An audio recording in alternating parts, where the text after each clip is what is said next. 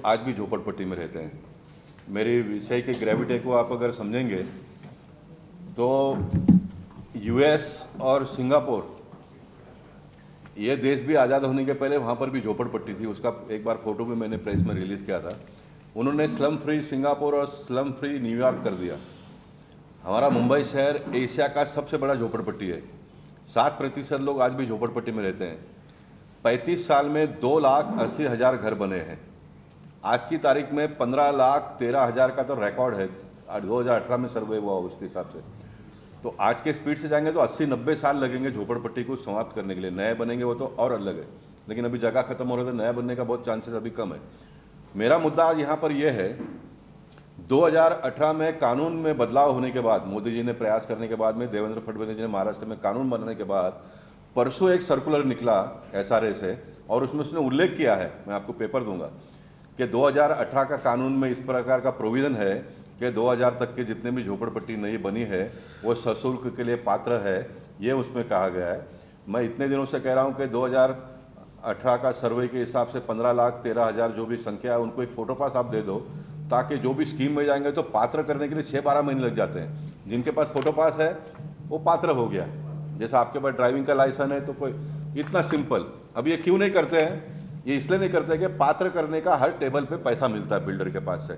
इसलिए बहुत बड़ी मैं लड़ाई लड़ रहा हूँ। और आज का मैं मुद्दा ये है, योगेश दुबे जी ने स्टेट ह्यूमन राइट कमीशन में केस किया, नेशनल ह्यूमन राइट कमीशन में केस किया। मैंने स्वयं अभी ये मानते नहीं इसलिए हाई कोर्ट में केस किया। एक सुनवाई हुई, अभी कोर्ट खुलते ही उसका दूसरा सुनवाई होगा, आगे बढ़ेगा। अब ये हमारे मिलिंद महेश्वर जो हाउसिंग सेक्रेटरी है, इन्होंने मिसगाइड किया है। इन्होंने उद्धव ठाकरे जी को भी मिसगाइड किया, इसलिए उन्होंने फाइल साइन कर दिया और बोला कि पहले माले वाले को घर नहीं दे पाएंगे। इन्होंने नेशनल ह्यूमन राइट को भी मिसगाइड किया है। उनका पेपर ही मैं आपको दूंगा कि जिसको चाहिए उसको। इन्होंने ये कहा कि 2001 में कोर्ट ने भी कहा है कि पहले माले वाले को घर देने का नहीं है। पहला माला वाला जो मैं डिमांड करता हूँ आप सबके भी माइंड क्लियर होने के लिए, जो घर है उसने लॉफ्ट बना लिया, वो पहले माला नहीं। मुंबई शहर में बिल्डिंग कंसेप्ट ये बहुत बाद में आया। पहले चालियाँ बनती थी, ग्राउंड +1, ग्राउंड +2। ये जो गिरगांव चौपाटी वगैरह में जो जूनी चालियाँ है ना, ये चालियाँ हैं उन दिनों के। ग्राउंड +3 का भी आपको मिलेगा। बिल्डिंग का कंसेप्ट बाद में आ गया। पहले लोग जमीन मालिक चाली बनाता था और लोग खरीदते थे। नीचे वाले ने खरीद कर लिया, ऊपर वाले ने खरीद कर लिया। सेकंड फेज में लोगों ने कब्जा करके भी कुछ लोगों ने बनाना शुरू कर दिया, वो सेकंड पार्ट है। मैं जो मांग कर रहा हूँ, 2000 के पहले के जो प्राइवेट लैंड में परचेस किया है उनको घर मिलना चाहिए। तो कायदे में पहले नहीं था, इसलिए मिलता नहीं था, इसलिए मोदी जी ने कहा कि सबको घर मिलना चाहिए, इसलिए कायदा बनाओ। तो देवेंद्र फडणवीस जी ने जो कायदा बनाया 2018 का, उसमें यह लिखा गया कि जो अपात्र होते हैं वो उसको भी 2011 तक के जो भी उसको घर मिलेगा। यानी अपात्र क्यों होते हैं? पहले माला वाला अपात्र होता है, इसलिए उसको भी घर मिलेगा, कायदा में लिखा हुआ है। वो 2000 के कायदे को लेकर कोई लोग कोर्ट में गए थे, उसका जजमेंट आया 2015-16 में। तो जजमेंट तो 2000 का जो कायदा था उस हिसाब से लोग गए थे सर्कुलर और कायदे को लेकर। कोर्ट ने कहा कि इसमें तो प्रोविजन नहीं है, इसलिए तुमको नहीं मिलेगा। उसमें नहीं मिलता था, इसलिए तो 2018 का कायदा बन गया ना।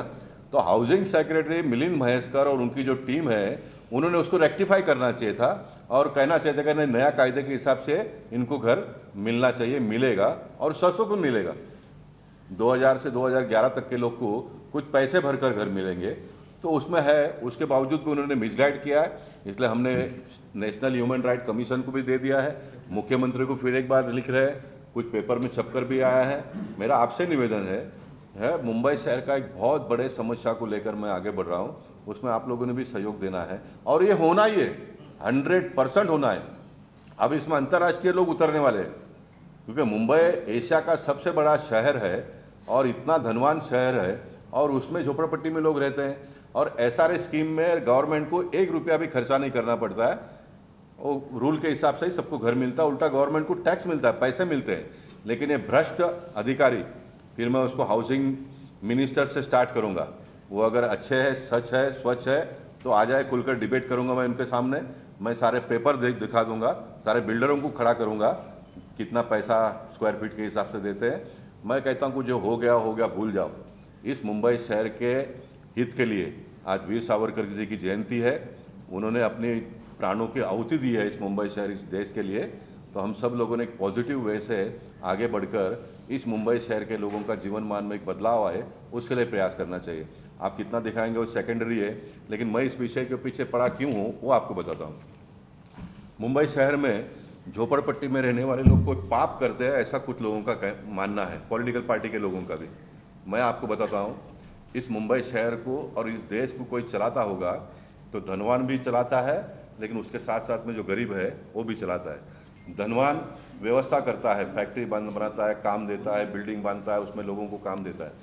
इस मुंबई शहर में रहने वाले लोगों का जीवन को अगर आप प्रारंभ करते हैं तो सवेरे आपको सबसे पहले चाय लगती है, वो चाय के लिए दूध लाने वाला वो झोपड़पट्टी में से आता है। ओके, आप चाय पीने के बाद में तैयार हो जाते तो आप पेपर पढ़ते हो, वो पेपर आपके घर तक सवेरे 7 बजे पहुंचाने वाला ये झोपड़पट्टी वाला है।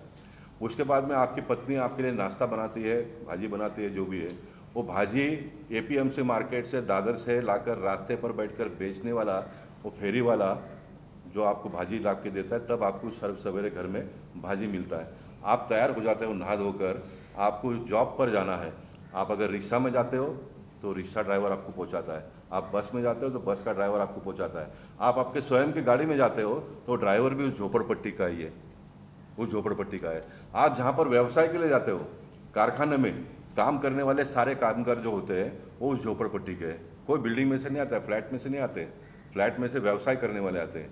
आप जितना भी आपको दिन भर में लगने वाली चीज़ें हैं वो सारे झोपड़पट्टी में से आते हैं। अंतिम बात को अगर आपके दिमाग में डालो, जो भवन बन रहा है आज इतना, साहब कोई 2 रूम के बेडरूम के पैसे आके वो बिल्डिंग नहीं बनाता है, वो भी झोपड़पट्टी में रहता है। तो झोपड़पट्टी का 300 फुट का मोदी जी ने जो कंसेप्ट लाया है, आप किसी को अगर 300 फुट का घर देते हो तो उसका जीवन मान का दर्जा बदल जाएगा, उसका काम करने का एफिशिएंसी बदल जाएगी। उसको अभी इसमें भी जो लोग बैठे होंगे ना, उनके दिमाग में भी आता है जून महीना भी आएगा, बारिश आएगा, मुझे मेरा घर का कौला बदली करना है, टाइल्स बदली करना है, प्लास्टिक होगा तो गरीब एकदम वो बदली करना है, वो दिमाग में लेकर चल रहा है। लेकिन उसको एक 300 फुट का घर मिल गया तो उसका जो एफिशिएंसी लेवल है वो अपने कामकाज में वो दे सकता है, इतनी बड़ी ताकत है। लेकिन दुर्भाग्य इस देश का है कि पॉलिटिशियन लोग इस बात को समझते नहीं है। पॉलिटिशियन लोगों को लगता है कि हमको ये पद और प्रतिष्ठा पैसा कमाने के लिए मिला है, सारे पैसे कमाने के पीछे पड़े हैं, और जो अधिकार से उस गरीब को मिलना चाहिए वो मिल नहीं रहा है। इसलिए विषय को मैं बहुत दिनों से लेकर लड़ रहा हूँ, संघर्ष कर रहा हूँ, और मैं आपको इस बात की गारंटी देता हूँ 100% मैं इसमें सक्सेस होने वाला हूँ। 100%, 99 भी नहीं, 100% सक्सेस होने वाला हूँ।